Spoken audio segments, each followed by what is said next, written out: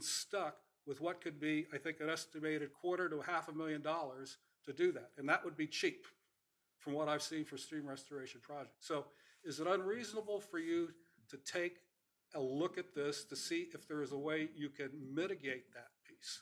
Or, in fact, do that?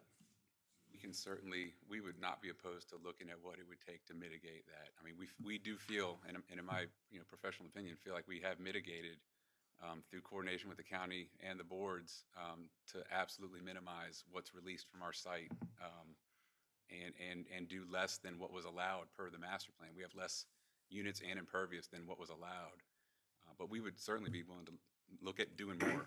But It's not the mitigation of your outflow, even though I think it's undersized, but that entire stream bed over the last 24 years has eroded, and it will continue to erode, even if we get another hurricane in there. And so the incising that's taking place in that area is going to continue to go to from a suboptimal to poor. And it'll also impact the one down below. And so it seems to me now is the time before it becomes more expensive to try to mitigate that stream cut now. and that is something I guess we would work with the county, I guess the stormwater division to come up with something that would be acceptable.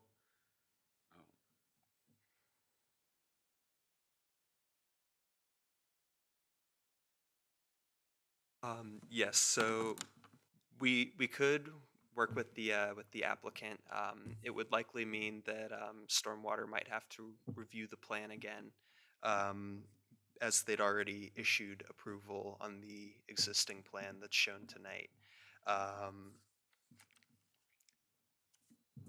Were there any I questions? guess I want to make sure we're clear on this, is that the county has put millions of dollars into stream restoration projects. I mean, millions of dollars. And so, in the reply that I got back from the county is it's sometime they would probably partner with an HOA to be able to try to defray that cost at some point. But that's a cost that I don't think ought to be visited upon the HOA before the thing is developed. And so I'm trying to find a way to solve that problem in that stream bed that has been identified by that master plan, and to see if, in fact, after we take, that's why I asked for the water quality assessment, so that we have a clear assessment of what can be done or not, and the cost to it and the timeline for it. And that's what I'm asking for. So I would have to discuss with the Stormwater and Resource Protection staff regarding what a timeline would look like for getting that together. I know we would be happy to discuss that and get back to you. If, however, I would have to probably get back to you regarding that. I would need to discuss with the stormwater staff, as they would be the ones that would be reviewing and working with the applicant regarding the review of that. I'm hesitant to make a motion to either approve with a condition or disapprove with the notion of a water status assessment on it, because this project has been going on for a number of years, and there's a lot of money that you put into this thing, and I understand that, okay? What I'm trying to do is find out how we can protect the homeowners association from another financial impact that they've experienced already in the development of this project. And so I'm looking for some kind of insurance from the applicant that they'll not only look at it, but consider the notion that there may need to be a stream restoration, at least at that point, or another mitigation piece that may make that. Is that agreeable? That seems agreeable to me. I mean, my client is not here today, but I know that he would want this plan to get through approval, and we've already gotten stormwater approval and all the other approvals we needed, minus this. So I know he would want to do what is right. And when I talked to the stormwater people about this, their comment back to me was that the watershed master plan that was approved by the board in 2023, that this project was grandfathered from that. And so from their perspective, if this project would have gone before when the plan was approved, then maybe it would be. So what I'm trying to do is how to do the right thing by the homeowners. understand.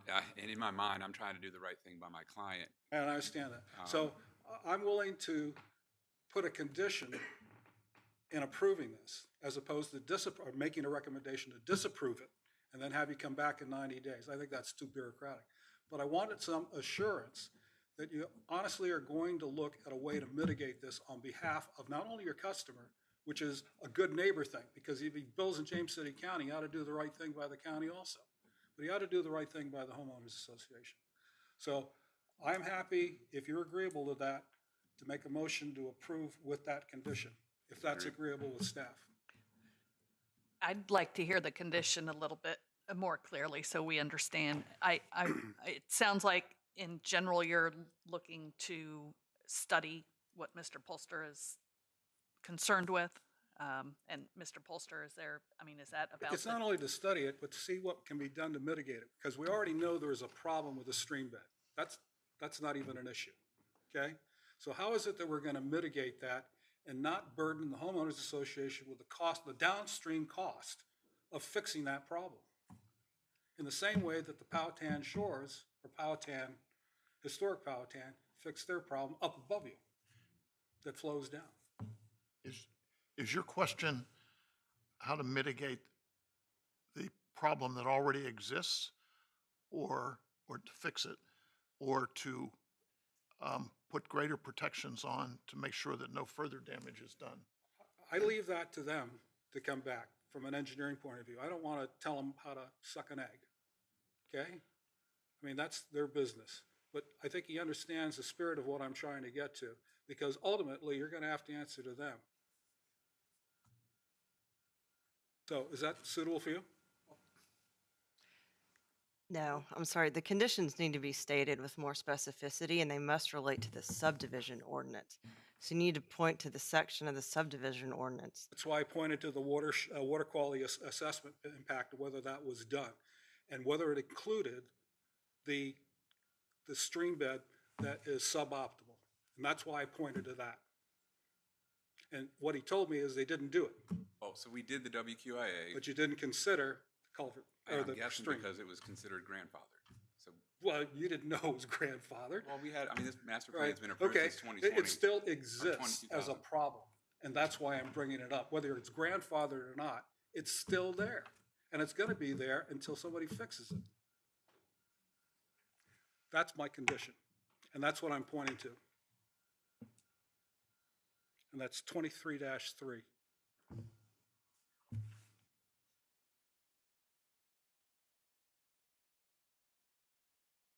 Chapter 23 of the county code, the Chesapeake 23-3 Bay and ordinance. the subsection of it underneath section 2311, water quality impact assessment, and then the NSP requirements for it are 23-3. So but you need to, that's the Chesapeake Bay preservation ordinance. Right, You That- need to that's- look to chapter 19, the subdivision ordinance. and 19 refers to that. Okay.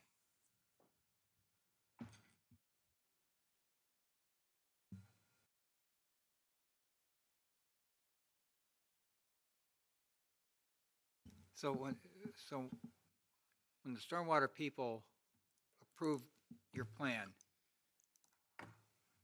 they based it on the fact that you were grandfathered for anything that may have already happened. And the fact that everything we're doing on our site was done per the county and state regulations to make what we're releasing less than what's there now, so that we wouldn't make a situation worse downstream. That's what we work through with the Stormwater Division.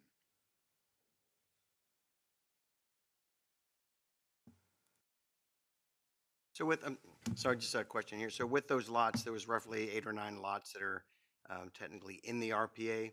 Have those lots already been, I'm on the Chesapeake Bay Board, I'm just curious, I don't recall that going to the So- board to, They were Review the not, they're not impact. actually in the RPA, they're in the enhanced RPA Okay, buffer, okay. which was something that was done for this project back in 99, 2000. Okay. And through every phase of the development, we've been allowed to impact the enhanced RPA buffer as long as we added enhanced RPA buffer elsewhere. So we have a net positive enhanced RPA buffer for the entire development. So every phase of this development, you'll see areas like that where there's impacts to the enhanced, but not the RPA buffer all right, itself. cool. All right, thanks for that clarification. If we agree with Mr. Polster and it comes back and there needs to be remediation done downstream, is that what you're expecting this to happen at this point? Is that right, Mr. Foster?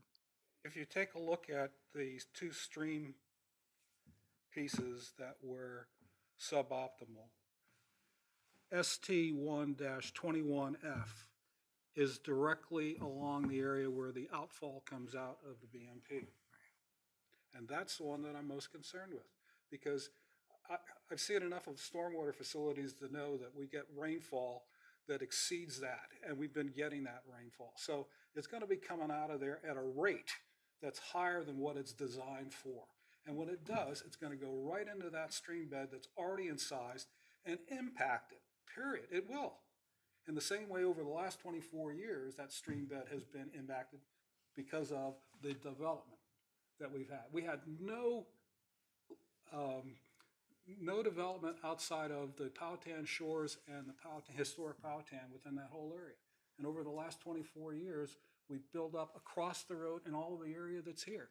And so all of that has cumulatively impacted those stream reaches. And it's going to continue to do, because that total impervious surface is draining through there. It's not only what he does, it's what the other folks do. And Powhatan Shores doesn't have a BMP. So it's that cumulative effect that's going to occur, not only for this project, but it's just continuing to aggravate this current situation. So I'm looking to see how we mitigate it. And, you know, the answer is we do a stream restoration, which is why it's on the list for the master plan, okay, as a potential candidate. That's how we come to decide to spend money on projects for stream restoration, is exactly that way. So that's where I am. So am I clear with the county attorney's office on this?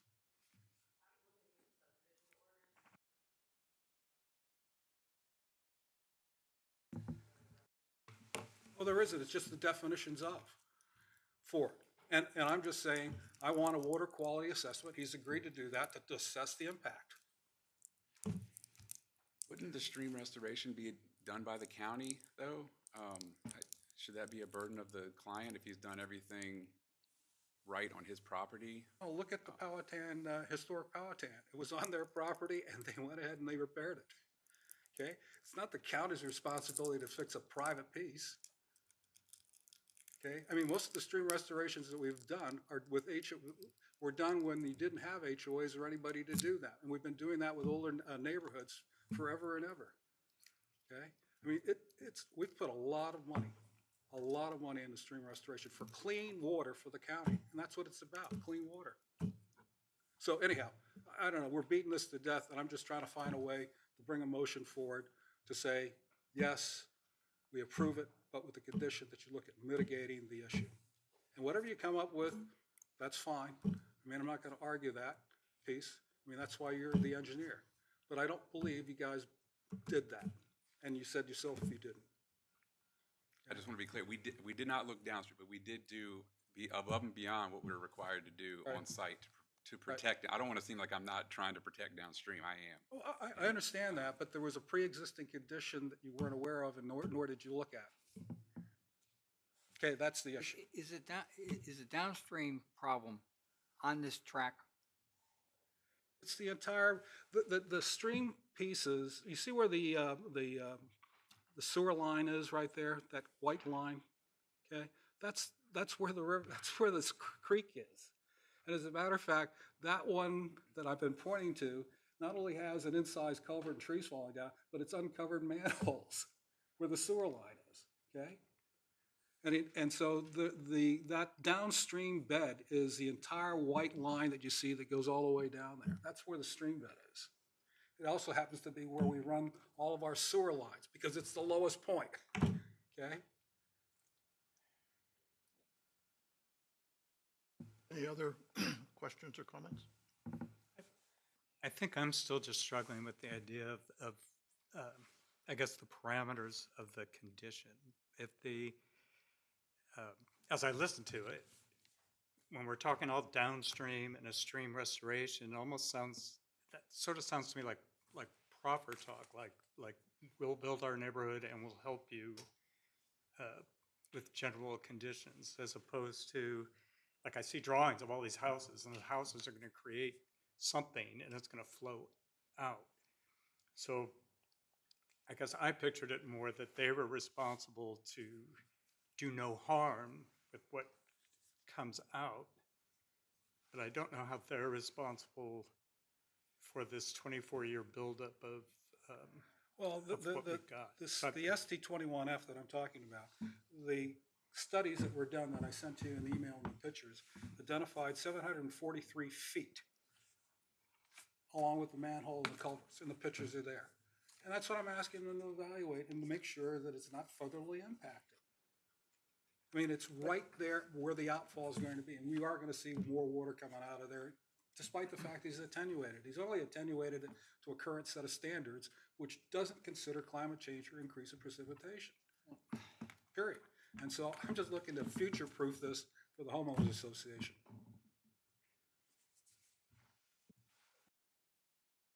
I have a couple of questions also.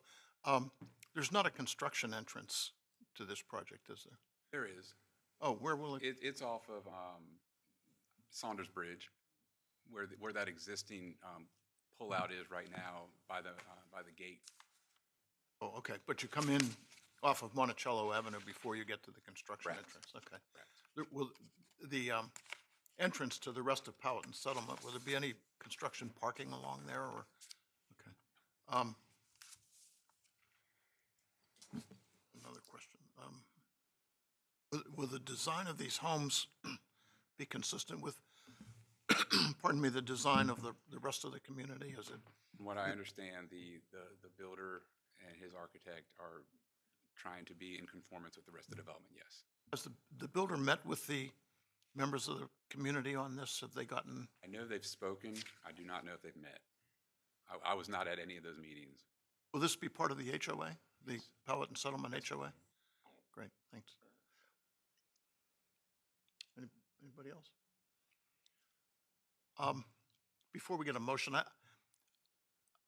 I'm going to support this because I don't think we have any choice, but this is another example of a dysfunctional comprehensive plan, in my opinion. This will add to traffic on Monticello Avenue.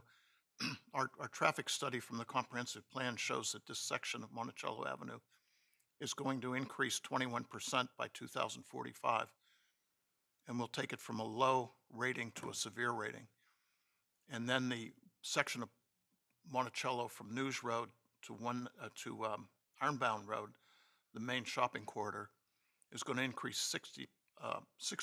It's going to go from 4,300 average daily trips to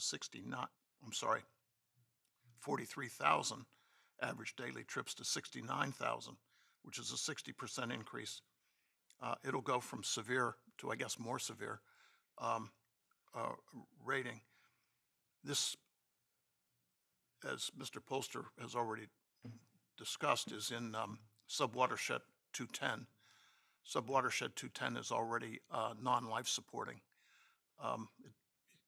The subwatershed is basically dead due to a rapid increase in impervious cover, to which this will add.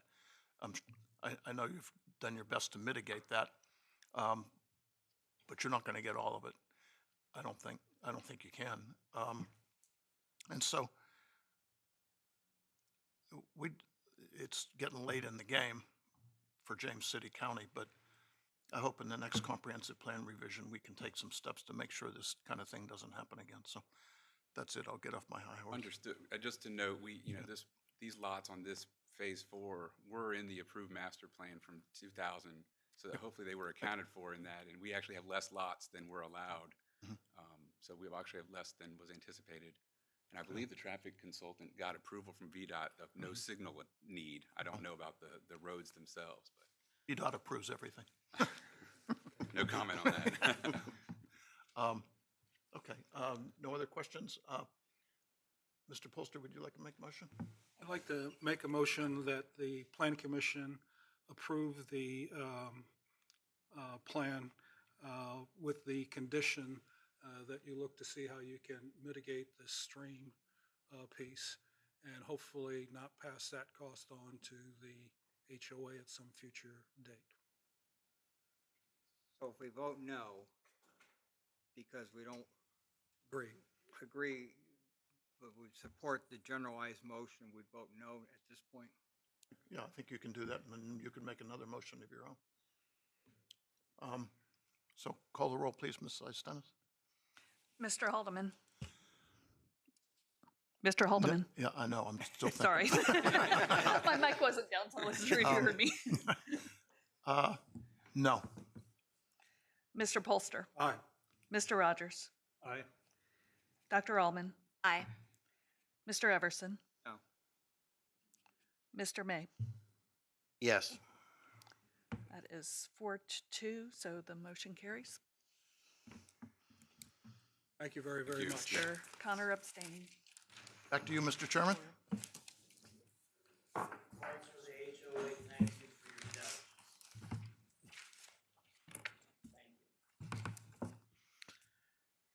Thank you, Mr. Haldeman. Our first public hearing this evening is SUP-24-0008, 135 Country Club Road, two-family unit. Ms. Costello, good evening. Good evening, Mr. Chairman and members of the Planning Commission. Mr. Benny Zhang of Kaufman and Knowles has applied on behalf of Ms. Rita Roney for a special use permit to allow for a two-family dwelling at 135 Country Club Drive. The property is zoned R2 General Residential and is designated low-density residential on the comprehensive plan land use map and is located inside the primary service area. The property is served by public water and private sewer. The three-bedroom residence is approximately 2,557 square feet. The second dwelling is approximately 648 square feet, bringing the total square footage to 3,205 square feet.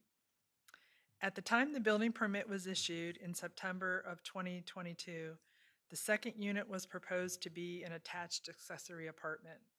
It met all the criteria set forth in Section 24-32A of the zoning ordinance for accessory apartments. The intent of the ordinance is to ensure that the dwelling appears to be a single-family residence. During an inspection, it was noted that the accessory apartment did not meet the criteria stated in the ordinance. The owner and the builder initiated discussions at that time with staff about changing the plans to allow the addition to remain as is. Staff determined that the appearance as is was not that of a single-family residence and would be considered a two-family dwelling. Section 24-260 states the special provisions for two-family dwellings. It meets 3 out of the 4 criteria, the one being the connection to public sewer. It does not. The Board of Supervisors may grant a waiver from the public sewer connection if the lot was legally in existence before the date of the adoption of the section of the ordinance. The Virginia Department of Health has approved the application and that the property is in the PSA and JCSA has approved the application. All these criteria have been met. With the proposed conditions, staff finds the proposal to be compatible with surrounding development and consistent with the 2045 Comprehensive Plan and Zoning Ordinance. Staff recommends that the Planning Commission recommend approval of this application to the Board of Supervisors, subject to the proposed condition. Staff also recommends that the Planning Commission recommend approval of the waiver to connect to public sewer. I'll be happy to answer any questions you may have, and the applicant is also available. Thank you. Any questions for Ms. Costello? Mr. Haldeman? The footprint of the building hasn't changed, is that No. correct? Thank you.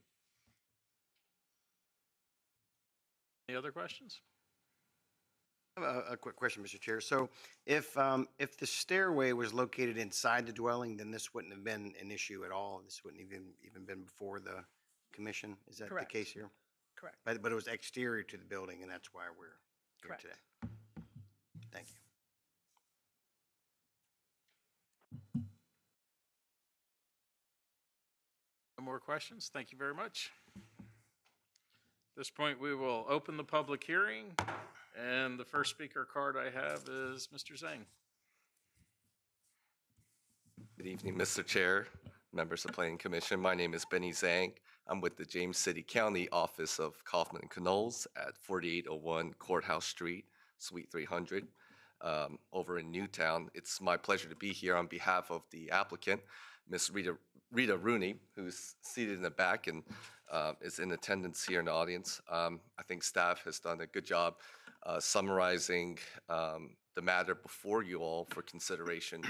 We encourage your consideration to recommend approval. Just want to give a quick background. Ms. Rooney sought this application, and she's asked me to share this with you all shortly after her husband passed away about 3 years ago. Her daughter, who is adult age, has decided to move back. The two ladies would like to live together, but have independent units. And they had hired a builder to begin initially the application as an accessory apartment. They had constructed it, as Ms. Costello had mentioned, and then at issue is really this external stairway. James City County Code requires the character to appear like a single-family dwelling to maintain the accessory apartment rules and regulations, and instead, the owner and the builder had opted to try to leave the walls off, or in other cases, just leave the external staircase as is, that's on site today. And that's really where we come today before the board for the special use permit. Just wanted to add that this has been a deliberative process. We went through the conceptual plan stage, and just wanted to give credit to Ms. Costello and also to Christy Parrish for just brainstorming ways to, and working with us and the owner in making this work today. So with that, we humbly come before you all and happy to take any questions, but encourage your support of the application. Thank you. Thank you, Mr. Zhang. Any questions? Mr. Polster? Thank you. Thank you. Our second speaker card for this is Ms. Ann Merkley.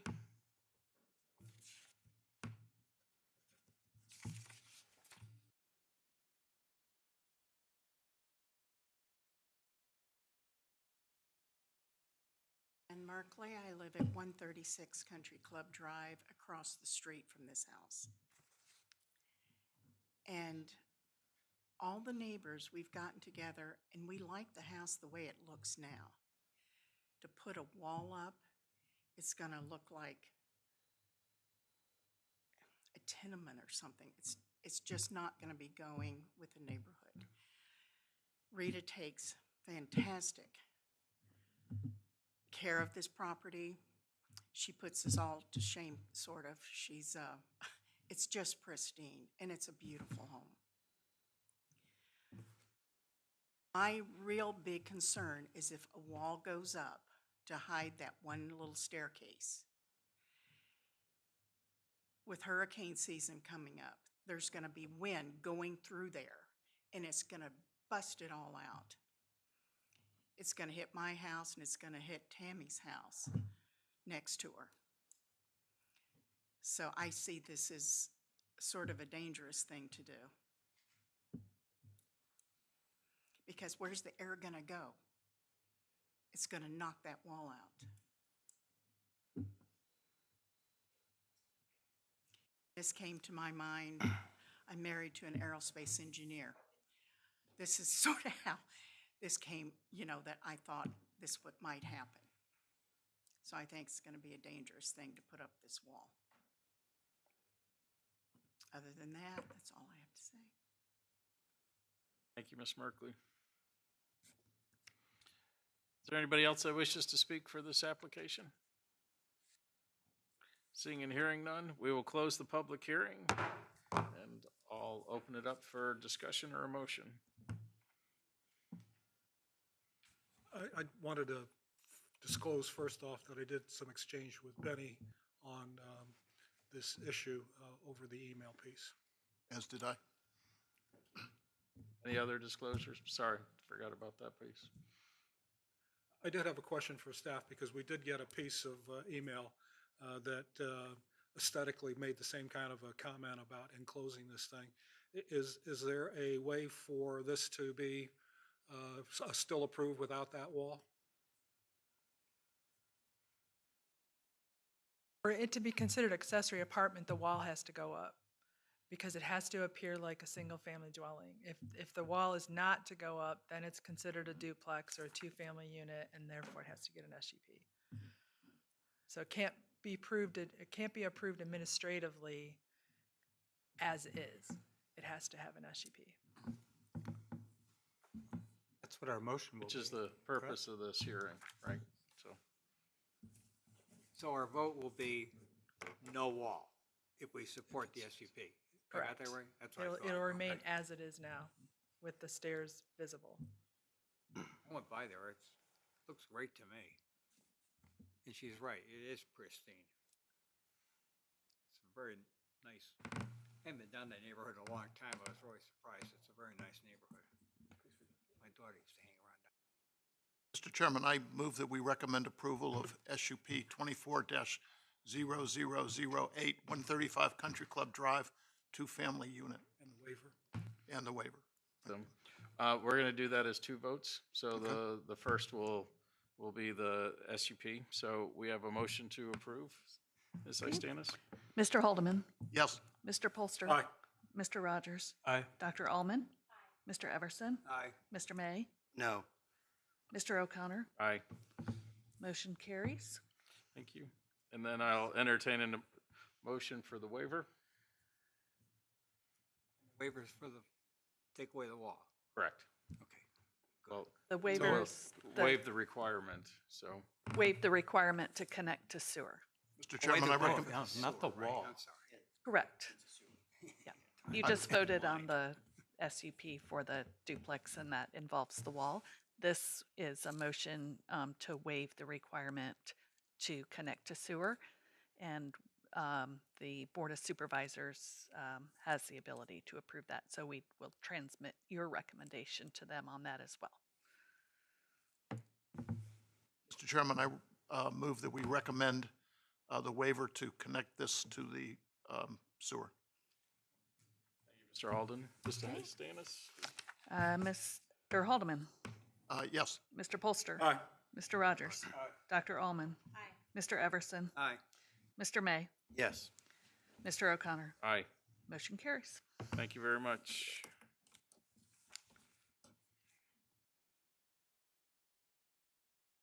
Second public hearing this evening, SUP-24-0011, revocation of special use permit number 2-92, Colonial Golf Design, Inc.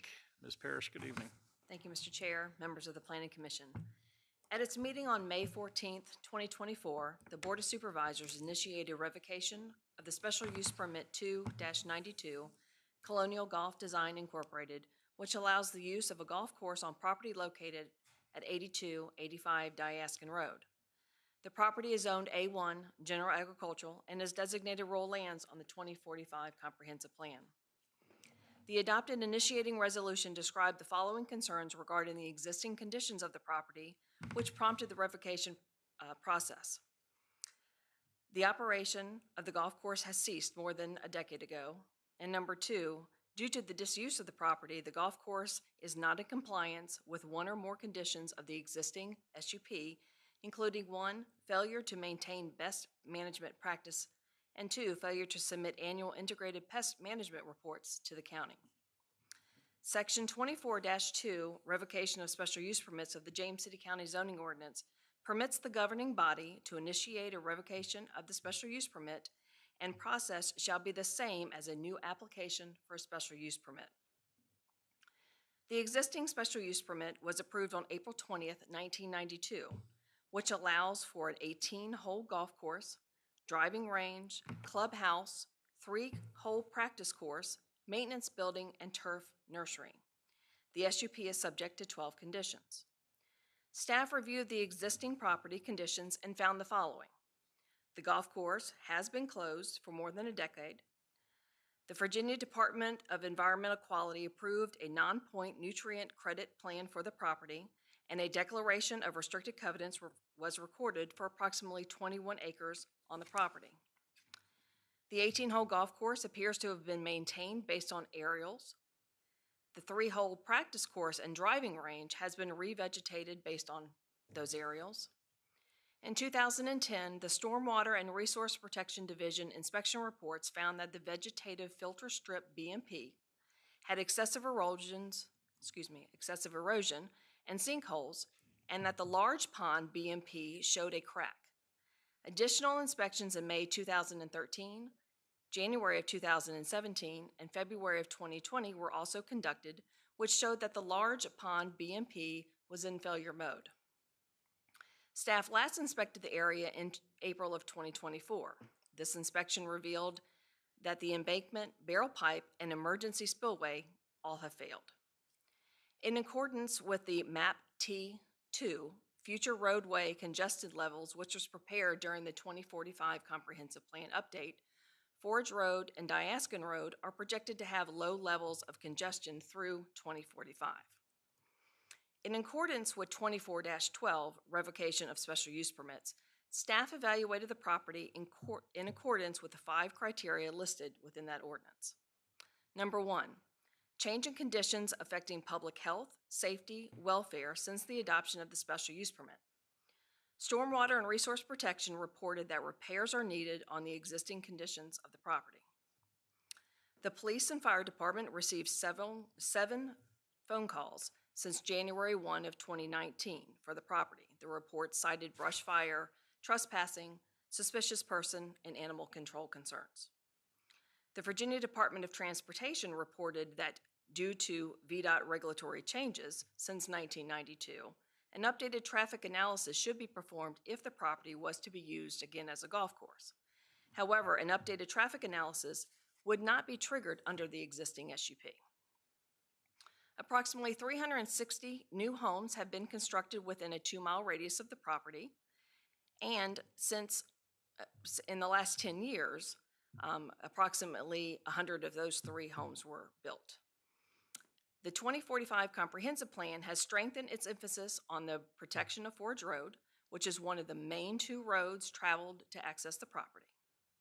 Number 2 criteria, repeated violations of this chapter, including any conditions attached to the special use permit by the owner or operator of the use. The property is subject again to 12 SUP conditions. Staff has identified 2 non-compliant conditions. Condition number 2, best management practices, or BMPs, shall be provided to control the rate and improve the quality of stormwater runoff. Staff is of the opinion that there have been no substantive efforts to repair the BMP for the past 14 years or longer. Deteriorating conditions prevent the BMP from effectively controlling and maintaining the rate of quality of stormwater runoff as designed when approved. This situation creates a violation of the special use permit. In condition 3, as part of the operation and maintenance plan, copies of the integrated pest management records are to be submitted annually to the county. Staff did not find any annual application records as required by this condition, which also creates a special use permit violation. It is important to note that the zoning administrator has not issued an official notice of violation. Should the golf course reopen, it would be imperative that these violations be resolved. Number 3, fraudulent, false, or misleading information supplied by the applicant or his agent for the special use permit. Staff is unaware of any fraudulent, false, or misleading information supplied by the applicant. Number 4, improper public notice of the special use permit public hearings when the permit was considered by the Planning Commission or governing body. Staff is unaware of any improper public notification of the existing SUP. Number 5, an error or mistake, in fact, that led to an arbitrary and unreasonable decision made by the governing body when approving the SUP. Staff is unaware of any error or mistake that would have led to an arbitrary or unreasonable decision made by the governing body. Additionally, staff finds the use of the golf course is consistent with the 2045 Comprehensive Plan, which lists commercial recreational uses as a recommended use in areas designated rural lands. The adopted commentary further states that retail and other commercial uses serving rural lands are encouraged to be located in a planned commercial location on major thoroughfares inside the primary service area. The property is located outside the primary service area in an area where there is not a planned commercial location. Therefore, consistency with the comprehensive plan may be dependent on the nature and intensity of any accessory retail or other commercial use for the property for the site. Staff recommends that the Planning Commission recommend that the Board of Supervisors revoke SUP 2-92 Colonial Golf Design Incorporated in accordance with Section 2412 of the James City County Zoning Ordinance for the following reasons. 1, lengthy closure of the existing golf course use. Number 2, deteriorating conditions which prevent the existing BMP from effectively controlling and maintaining the rate and quality of stormwater runoff as designed when approved. Number 3, failure to comply with the existing special use permit conditions. Number 4, increased number of housing within a 2-mile radius. And number 5, reopening of the existing golf course after a lengthy closure without the benefit of being reevaluated in accordance with 24-9. Special use permit of the James City County Zoning Ordinance could result in a negative impacts to surrounding properties, including, but not limited to, increased traffic along a rural community character corridor and possible incompatibility of the use due to the existing surrounding character of the area and the 2045 comprehensive plan. Finally, upon speaking with a representative of the owner of the property does not object to the revocation of the special use permit of the existing golf course, as a different use for the property is being planned. This concludes my report, but I'm happy to answer any questions you may have. Thank you, Ms. Parrish. Any questions? I still can't wrap my arms around this point. What is the practical impact of revoking it? Practical impact, should the Board of Supervisors revoke it and say a new use or a new golf course would come into effect, then that process would come back through the Planning Commission as if it were new, so it could be reevaluated when reopened to ensure that the appropriate mitigations are done or approved with the reopening of such a course. But if a golf course operator was coming there now, wouldn't they have to follow all the conditions that are already listed? Correct, that were approved in 1992. So what we're saying is that because of the discontinuing of that use for such a long period of time, the other surrounding developments that have happened, the comprehensive plan updates and so forth, they felt like we would need to reevaluate it based on a new golf course reopening. Controversial at the time. Any other questions? Thank you, Ms. Parrish. Go ahead and open the public hearing. And the first speaker card I have this evening is John Sharp.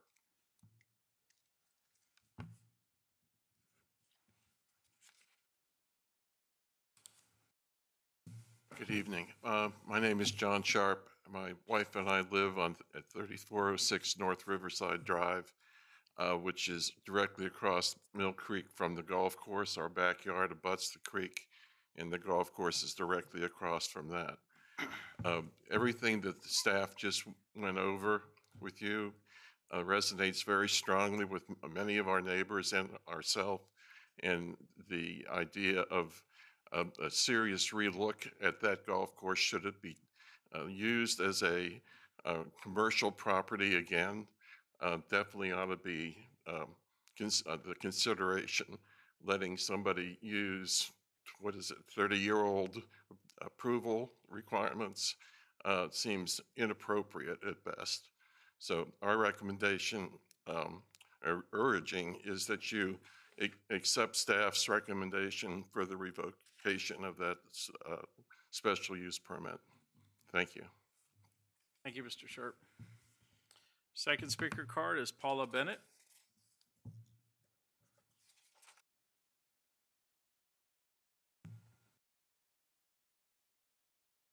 My name is Paula Bennett. I reside at 3320 North Riverside Drive in Lenexa, and I have a home in Eagle Tree Farm facing Diaskin Creek, which is very close to where Mill Creek and Diaskin Creek join together.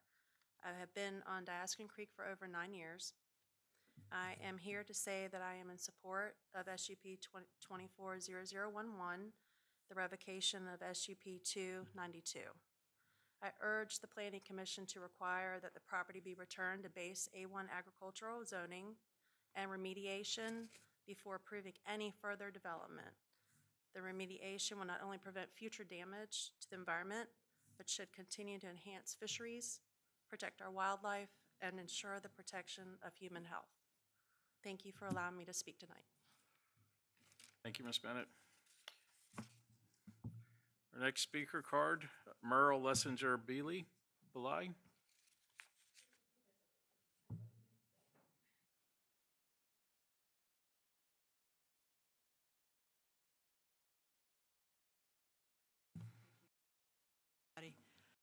I also would like to add my voice to the. Could you please state your name and your Oh, address? I'm sorry, Merrill Lessinger Bailey, 3340 North Riverside Drive, also in the Eagle Tree subdivision. My husband and I have been living there for 24 years now. I think it's more than a coincidence that the population of ospreys and other wildlife have been on the increase in the last few years. They had been almost to the point of non-existence while the golf course was going. Certainly, I don't have any concrete proof, but it does seem like it's more than just a coincidence. So since it seems to be recovering now, and there seems to be so many violations that have come to pass, and the whole community has really changed, as former speakers have said, I would urge you to say yes to this revocation of the previous SUP, and to be very careful about any further violations that might possibly happen in the future. Thank you. Thank you very much. Next speaker card is Frank Lobash.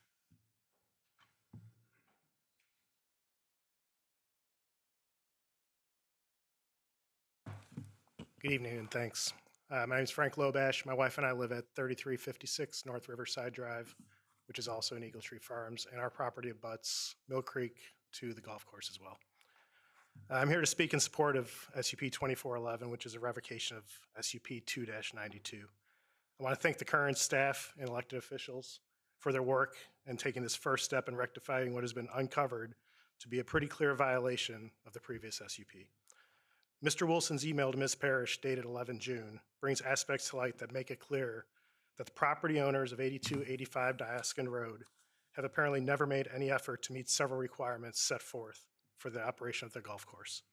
Previous to now, it appears that we as a county have also failed to enforce the SUP, allowing property transfers in 1995, 2009, and again in 2023, with all these stated violations in effect. There are no repairs or remediations that can make up for 32 years of disregard in any attempt to maintain the current SUP. Also, county legal should investigate whether the current owners met the standard of innocent purchaser as described by the EPA and the Virginia Code prior to their most recent transfer of 2023. I urge the Planning Commission to recommend a strong yes to the Board of Supervisors as recommended by your staff and supported by the current property owners of SUP 2411.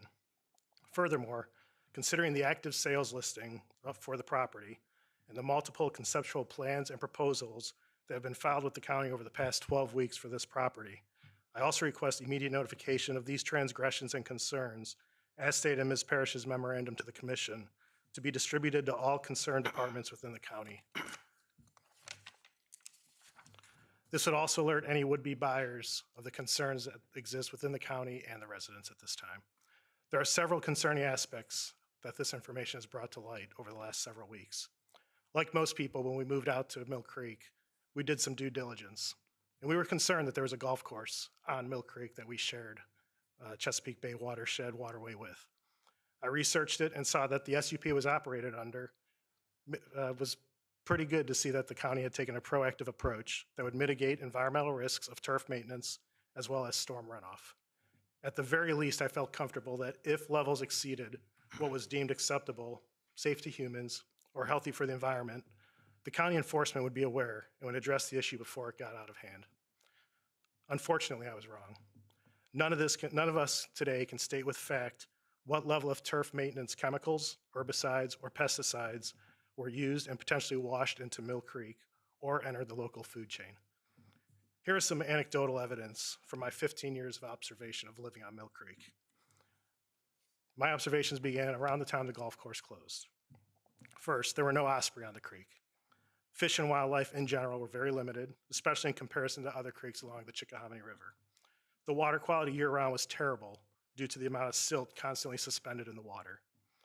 Several algae blooms in the summer months were common, and there were no visible creek bottom grasses anywhere. Over the years following the end of the golf course operations to present, bottom grasses have started to return in the midsummer months, and water quality has visibly improved. Algae blooms are less common. Different fish species are now present. The osprey have returned to hunt, and there is an active bald eagle nest that sits high in one of the trees on the golf course. Though this is anecdotal evidence, it points potentially to an operation that was ongoing before 2010 at the golf course that possibly caused this wildlife to leave or die off. Because of the clear disregard over the past 32 years and potential negative environmental impact on Mill Creek, the surrounding areas, and the Chesapeake Chesapeake Bay watershed as a whole, I implore this commission to include 3 items in their recommendation and forward it to the appropriate James City County agencies immediately. First, as stated, time is of the essence. Forward all information appropriate to county agencies to prevent a property transfer or other proposals from being approved before having all the facts of environmental impact and a decision of liability or remediation requirements of the current property owners. This will help ensure an opportunity for the Board of Supervisors to weigh in at their September meeting.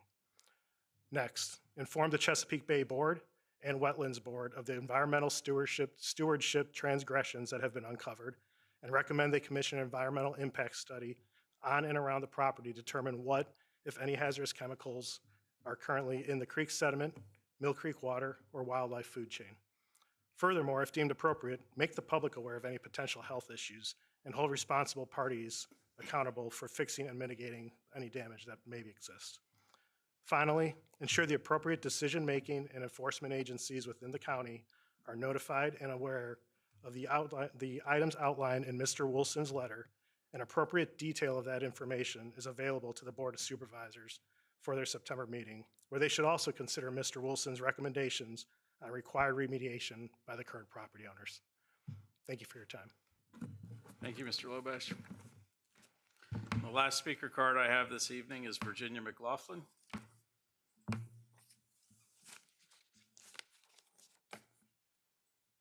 Good evening. I'm Virginia McLaughlin, residing at 3336 North Riverside Drive. I've been a resident of James City County since 1980, and for the past 25 years, my husband John and I have been living on our small farm in Toano on Mill Creek. Along with our neighbors, many of whom have spoken tonight, we've been following with great interest the preliminary proposals for future development on the property formerly operated as Colonial Golf Course, situated on Mill Creek off Diaskin Road. We just heard from Frank Lobash, who provided an excellent overview of current issues and concerns related to the failure of prior owners to comply with the original conditions of the SUP issued prior to construction of the golf course in 1992. I strongly concur with Frank's statement, and I'll keep my own remarks very brief to emphasize 3 points. I too fully support SUP 240011, revocation of special use permit number 292, Colonial Golf Design Incorporated. Secondly, the property at 8285 Diaskin Road should be rezoned A1 once again. And third, before JCC approves any new SUP requests or development plans for the property, owners should be required to remediate all issues previously identified, as well as to comply with all current related regulations. We appreciate your attention to this issue and trust that the county will provide greater oversight of compliance on this property in the future as we move ahead. Thank you. Thank you. That's all the speaker cards I have. Is there anybody else that wishes to speak on this application? Seeing and hearing none, I will close the public hearing and open it up for discussion. Mr. Polster? The county did 2 updates to watershed management plans, both the Yarmouth and the Powhatan. But for the very first time, we did a watershed master plan for the Diaskin Creek. And so you heard Mr. Haldeman's piece about the amount of impervious surface and the damage that it's done over time. And the Diaskin Creek watershed is probably the last remaining pristine watershed we have in the county. As a matter of fact, the area that we're talking about has a 3 to 4% impervious for both currently and in the future. I think the revocation of this gives us an opportunity to make sure that we continue to keep it as pristine as it has been and will be in the future. And that if it does come back for an SUP, we look very, very hard at any residential development in this end of the county for it. So that we don't end up like we do in the Mill Creek and the Powhatan of watersheds that are non-supporting. So it really is an opportunity, and that Mill Creek piece drains all the way from Anderson's Corner all the way into the lower Chickahominy. And so anything we can do to protect that piece of the environment, I fully support. So I will support the revocation of this SUP. Any other comments, discussion? I came here not knowing what the impact was, but I will say that the comments today kind of opened my eyes to, I will also support this SUP revocation. Motion? Absolutely. Mr. Chairman, I'd like to make a motion that the Planning Commission recommend to the board the revocation of SUP 24-001 Colonial Golf Course and the SUP itself, SUP 2-92. Okay. So just for everybody, yes vote is in support of the revocation. So Ms. Istanis, the roll, please. Mr. Haldeman? Yes. Mr. Polster? Aye. Mr. Rogers? Aye. Dr. Allman? Aye. Mr. Everson? Aye. Mr. May? Yes. Mr. O'Connor? Motion carries. Thank you very much. Our last public hearing this evening is SUP-24-0010. Just before we move on, Mr. Crump, would just ask everybody's input. Obviously, we'll have to take a roll call after the public hearing, but the applicant has requested a deferral, and is anybody opposed to that? So, okay. So, Mr. Crump? Good evening, Mr. Chairman and members of the commission. So, as you said, the applicant has requested deferral to the August 7th meeting, and happy to answer any questions that you may have. Any questions? So, at this point, I will open the public hearing. And is there anybody that wishes to speak on the application for the Arlington Island Road Tourist Home? Oh, there we go. Sorry. Sorry about that. Good evening, Commissioners.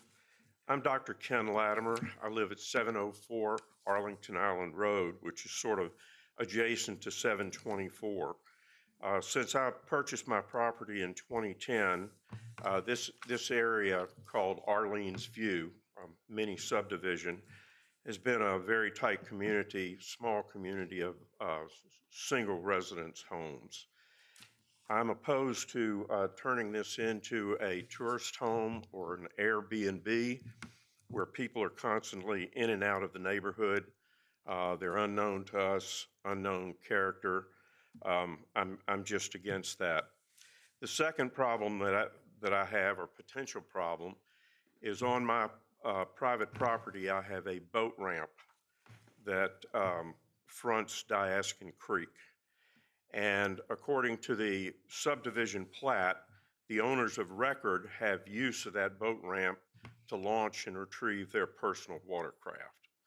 According to my real estate attorney, those owners cannot designate third-party use of that facility or launch or retrieve other people's watercraft for them. And I see a potential problem here if this ends up being a tourist home that I'm going to have to deal with. And that's going to be people unknown to me trespassing on my posted property without my knowledge or permission. And I want to nip that in the bud if we can. So first off, I am against turning this property into a tourist home. Secondly, if it ultimately is approved by the commissioners as a tourist home, I want a restriction on that property that the only people that can launch or retrieve watercraft are the owners of record on the property deed, not renters. And also, I want it stated that the owners of that property can't leave their boats there for their renters to launch and retrieve. Because I see that it puts me at severe legal jeopardy should somebody get injured or killed. You know, they always go after the landowner when something happens. So that's all I have. Any questions? Thank you, Dr. Latimer. Appreciate it. Thank you for your time. I appreciate it.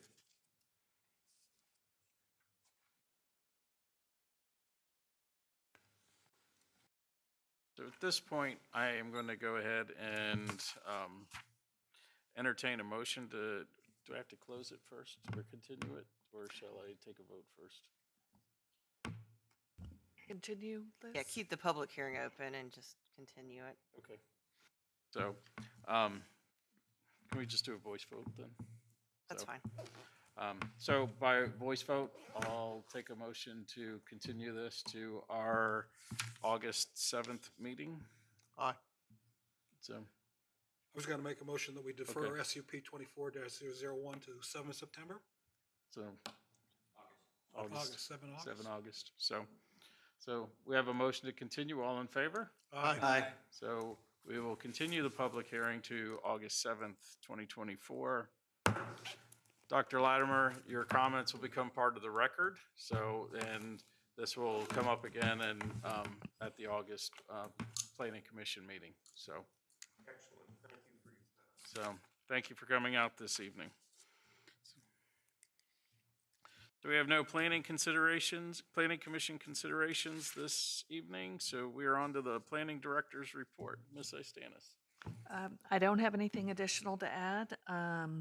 Just as a reminder, FYI, the Board of Supervisors doesn't meet in August, so they'll have their July meeting next week, and then we'll meet again in September. So anything you heard tonight that needs to go to the Board of Supervisors will be considered by them in September. Any questions for Ms. Istanis? We don't have a policy committee meeting next week, do we? I don't believe we do. Did Josh leave? Yep, he just walked out the door. I haven't heard that it's been canceled, but I haven't gotten an agenda yet either. So. Okay, let me check on that and we'll get right back to you tomorrow.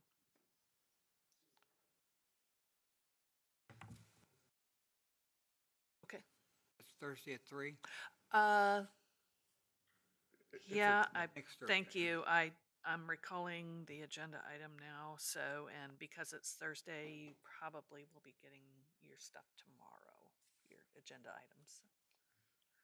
It'll be Thursday But the 11th, I will definitely right? confirm, I will definitely confirm via email tomorrow, just, The 11th, though. Have I got that right? It's Thursday, the 11th. Yeah, it's that. 3 p.m. Thursday the 11th. Okay. Yes, sir. Got So- it here. Any other questions? Mr. Rogers? Can we go over, or can you refresh my memory on who it is that's representing us to the Board of Supervisors on the next few? I'll recirculate that tomorrow, so I didn't look at it before I came over this evening, so, but we can pull it and I'll resend that. Just can't, I don't know if someone's on the hook for next week. Right, so I'll send that back out to everybody tomorrow. I've got September.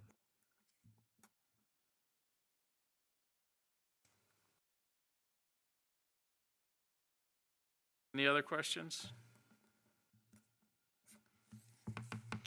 And on to Planning Commission discussions and requests.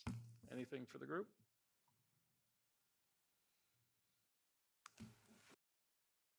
Hearing and seeing none, I'll entertain a motion to adjourn to our August 7th, 2024 meeting.